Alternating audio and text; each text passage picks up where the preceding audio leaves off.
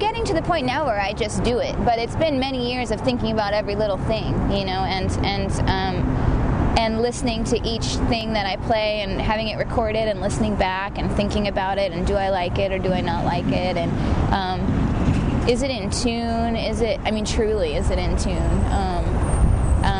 You know, what kind of vibrato do I want to use? There are a lot of really specific questions like that when you're really, you know, when you've got everything under a microscope, you know, and when you're in the studio after you've recorded, you know, if you've recorded even once, you know what that's like. You hear everything back, and it's like having it under a microscope, and you see what the things are that you need to work on, and so yeah, I mean, I put a lot of thought into, again, directing the songs, whether it's the songs or the vocals, you know, like I do want them to have a certain shape. I do want them to have a certain kind of phrasing. Like phrasing is important to me, and inflection is important to me, and then that's just part of my jazz background, I think.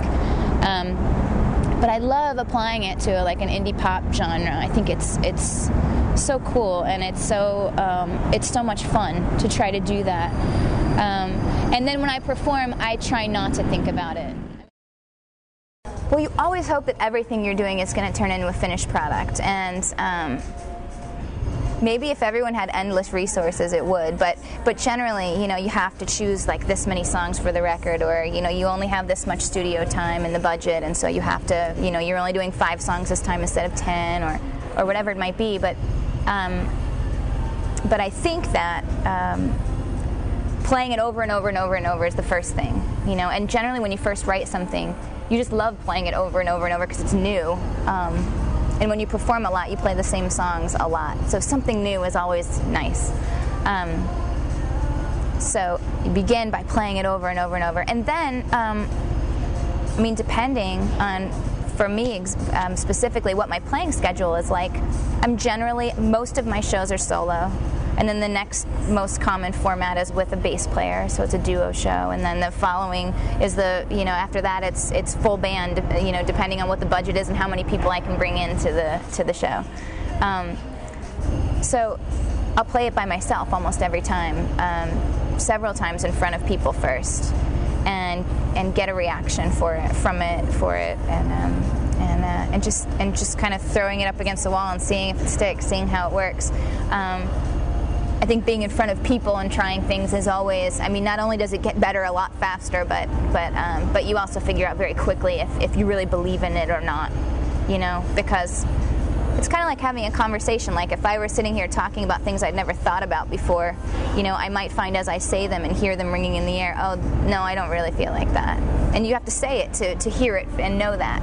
And music is like that too. So generally, since I play so much solo, it's always up to me to like bring everything, and so learning how to like lighten up that left hand and stay out of that area and trust that somebody else is going to deliver it the way that I hear it, or to let go and allow it to be different, you know, based on who's playing it, is also a challenge. So yes, it is a challenge to make those changes, and it is about getting that left hand out of the way. That's a perfect question.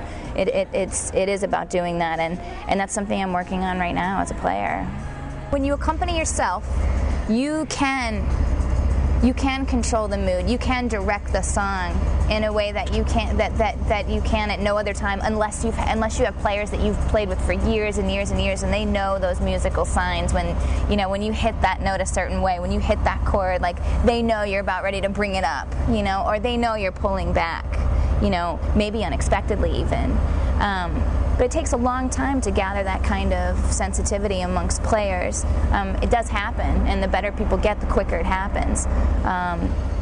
But I think that that is definitely a pro to playing solo, is that you get to choose how that works. I really get to choose how to direct a song, and I kind of feel when I'm playing, especially a song of my own, I really want to deliver it to the listener. Like I really want them to hear it from beginning to end, and for that to happen, you can't just play through it. I can't just play the song beginning to end. Like I really have to. I feel like I have to see it from the start all the way to the end, the whole time. You know, I have to be able to see the whole thing with all the valleys and the peaks, and like have it make sense and really bring the listener through those spots, so that there's no surprises, so you're not dragging the listener along, but you're like bringing them with you. They're just kind of flowing with it, and it makes sense, and it feels natural, and so that's a big pro to playing solo. On the other hand, having other players really brings a new, fresh feeling to things, and really breathes new life into songs, to have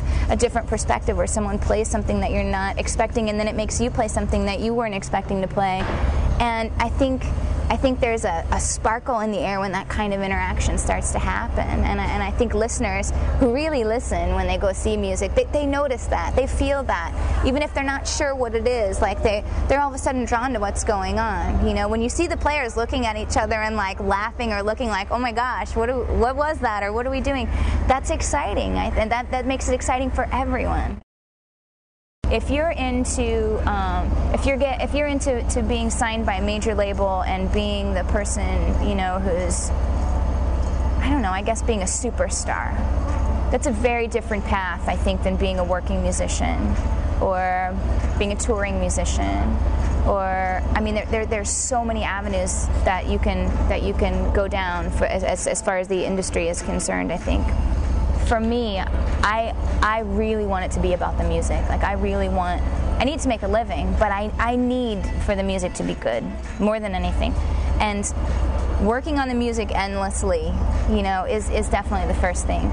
So once you have something that you're proud of, or at least something that you're excited about, and you can't wait anymore to like be out in front of people and share it with them or show it to them, or you're just so excited to even be told that it's awful, you know, because you want to do something with what you're doing. Like at that point, I mean, that's when you start stepping out, and that's when you start realizing what's involved too, and it's a lot. I mean, it's a lot of time, you know, it's a balancing act, making sure that the craft is good and making sure that there's going to be somebody at the show to see the craft.